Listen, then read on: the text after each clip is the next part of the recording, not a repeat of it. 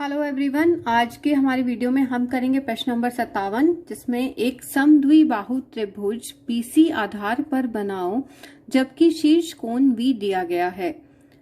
तो इसमें हमें बनाना है समद्विबाहु त्रिभुज, समद्विबाहु जिसकी दो भुजाएं समान होती हैं। बीसी आधार दिया गया है, शीर्ष कोण V दिया गया है। मैं आपको ये बताना चाहूंगी कि क्वेश्चन नंबर जो 44 है, जो भी हमने नहीं किया है पिछली वीडियोस में, वो इसीलिए मैंने आपको नहीं करवाया कि वो और 57 क्वेश्चन नंबर 44 और 57 सेम है, और जो मेथड हम 57 क्वेश्चन में करेंगे वो मेथड बहुत इजी है, और आगे के दो क्वेश्चन हमारे उसी से लिंक्ड हैं, रिलेटेड हैं, तो हम इस मेथड से करेंगे। पेपर में आपको स्टेटमेंट आएगी, वो आपको ये नहीं कहेगा कि क्वेश्चन नंबर 44 आपको अलग मेथड से करना है या 57 अलग मेथड से करना है। तो आपने इसी मेथड को समझना है ताकि आपको बहुत ज्यादा दिक्कत ना आए। आप जितने मेथड ज्यादा करेंगे, सीखेंगे, उतने आप कंफ्यूज होंगे, तो इसीलिए आप कंफ्यूज ना हो, एक ही मेथड मैं आपको बता रही हूँ।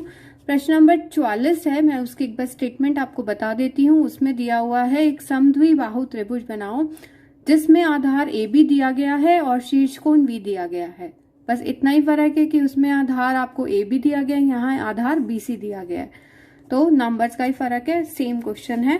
तो हम करते हैं क्वेश्चन नंबर 57 एंड 44, जो दोनों सेम है। तो यहाँ पर और 44, तो अब हम क्योंकि 57 की स्टेटमेंट को लेके चल रहे हैं, तो हम यहाँ पर BC आधार शो करेंगे जैसा हम पहले करते आए हैं। नीचे हम एक आधार अपने आप से मेंशन कर लेंगे। ये मैंने आधार ले लिया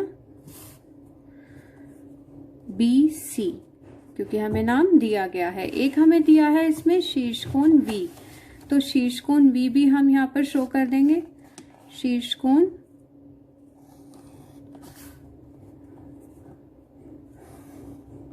और इसमें हम एक चाप लगाएंगे।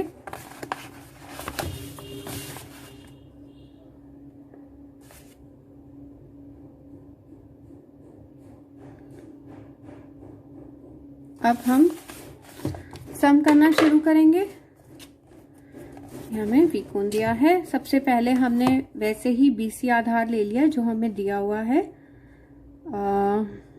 यहाँ पर मैं थोड़ा सा ऊपर यहाँ ले रही हूँ,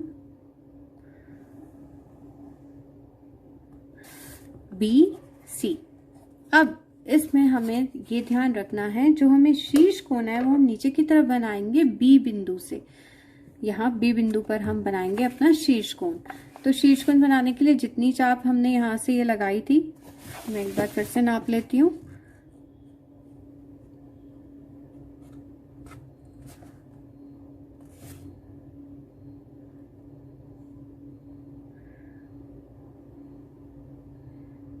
ये जितनी ये खुली है, B बिंदु पे रख के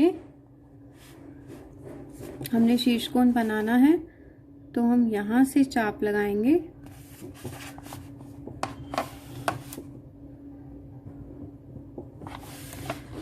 और जितनी ये शीर्ष कोण, जितना ये हमारा एंगल है उतना नाप लिया हमने, और यहाँ पे रख के हम ये चाप हमने लगा दी, क्योंकि हमने अपना शीर्ष कोण B बिंदु पे बनाया है।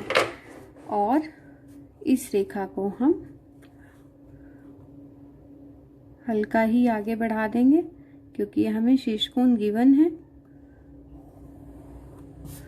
ये हमारा शीर्ष कोण। अब हमें क्या करना है, BC का जो हमें BC आधार है, इसका हम समद्विभाग करेंगे।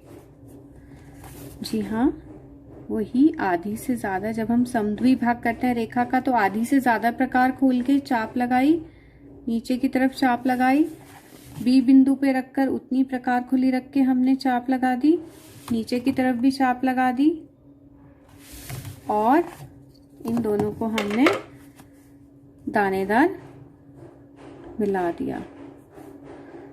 यहाँ से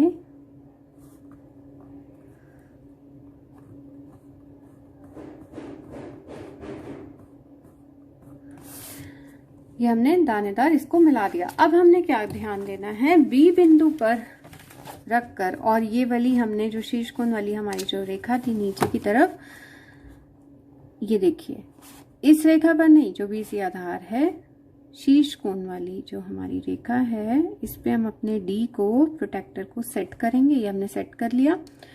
ये देखिए ये बिल्कुल सेट हो गया। अगर हमने जरा सा भी हमारा प्रोटेक्टर ऐसे हो गया तो हमारा कोण गलत हो जाएगा। ये प्रॉपर सेट करना है।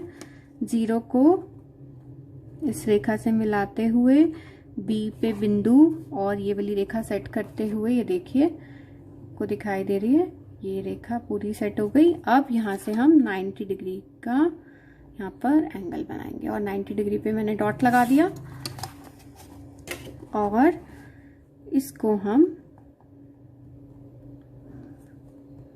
यहाँ पर दानेदार बढ़ाएंगे। ये जो हमारी समद्विभाग वाली रेखा है, इसको हम हल्का सा ऊपर इसके साथ मिला देंगे। जो ये बिंदु आएगा समद्विभाग वाली रेखा से और 90 डिग्री वाली लाइन से,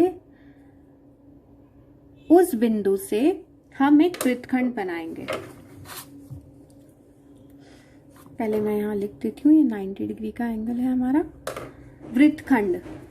जब हम यहां से रखकर, ये आप ध्यान दीजिएगा वृत्तखंड और अर्धवृत्त में क्या फर्क है। ये यहां से जब हम बना रहे हैं, बी बिंदु तक की प्रकार खुली रखकर जब हम एक चाप लगाते हैं,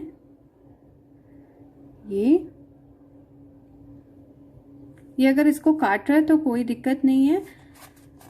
आपके पास शीट थोड़ी बड़ी होगी तो आप उसको थोड़ा और राइट में करके बना सकते हैं, अदरवाइज कोई ऐसी बात नहीं है अगर उसको काट भी रहा है तो।